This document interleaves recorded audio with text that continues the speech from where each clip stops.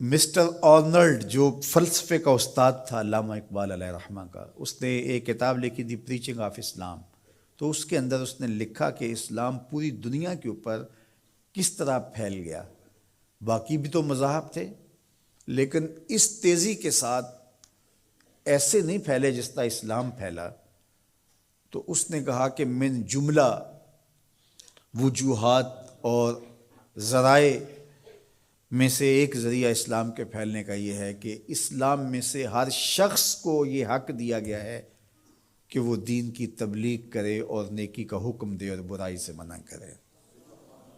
باقی مذاہب میں ایسا نہیں ہے.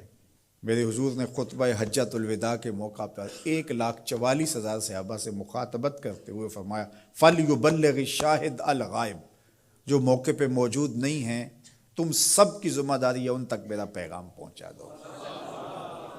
بلغوا عنی ولو آیہ، میری جانب سے ایک آیت بھی آتی ہو تم نے اس کو آگے منتقل کرنا ہے.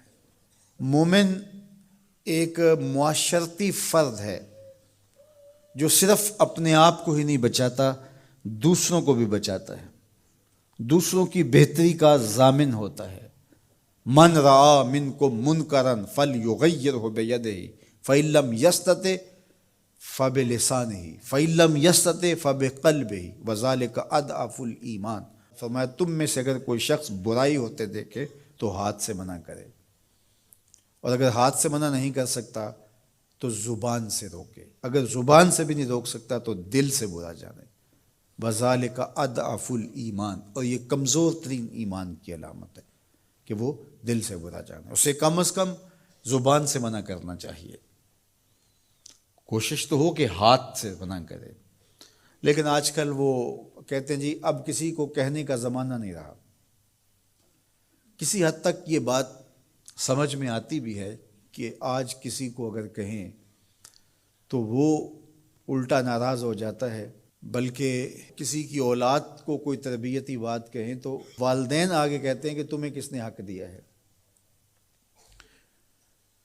تو یہ بات اپنی جگہ پہ، لیکن کیا ہم اس سے کسی کو کہنا چھوڑ دیں گے؟ طریقہ کار خوبصورت ایسا رکھیں کہ جو حالات کا متقاضی ہو کہنا نہ چھوڑے. بعض کہتے ہیں کہ جی سانو کی لگے اپنے گھر میں کوئی چھاج بجائے یا چل لیں. یہ دور نہیں رہا، زمانہ نہیں رہا کسی کو کہنے کا. اگر اس فلسفے کو تسلیم کر لیا جائے اور یہ طے کر لیا جائے کہ ٹھیک ہے، تو پھر برائی سے منع کون کرے گا اور نیکی کا حکم کون دے گا؟ جبکہ اس امت کی ذمہ داریوں میں یہ شامل ہے کنتم خیر امت اخرجت للناس تامرون بالمعروف وتنہون عن المنکر. تم بہتر امت ہو. کیوں؟ اس لیے کہ تم لوگوں کو نیکی کا حکم دیتے ہو، برائی سے منع کرتے ہو. یہ اس امت کی ڈیوٹی ہے، ذمہ داری ہے اس امت کی. یہ امت سوچنے لگی ہے کہ جی یہ دور نہیں رہا، یہی تو دور ہے. جب شر پھیل گئی ہو، جب برائی فروغ پا رہی ہو، تو اب تو ضرورت اور زیادہ بڑھ گئی ہے. جتنا اندھیرا گہرا ہو جائے اتنے ہی تو چراغوں کی ضرورت ہوتی ہے. اور ہم یہ فلسفہ تراش کے اپنے نفس کو مطمئن کر لیا کہ یہ دور نہیں رہا کسی کو کہنے کا.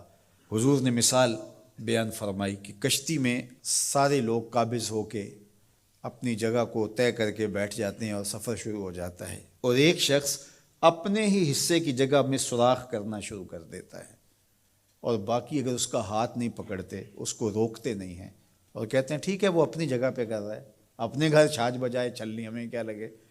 تو تھوڑی دیر کے بعد کشتی ڈوبے گی تو یہ بھی سلامت نہیں رہ پائیں گے. اور اگر اس کا ہاتھ پکڑ لیتے ہیں تو وہ بھی بچے گا اور یہ بھی ڈوبنے سے محفوظ رہیں گے.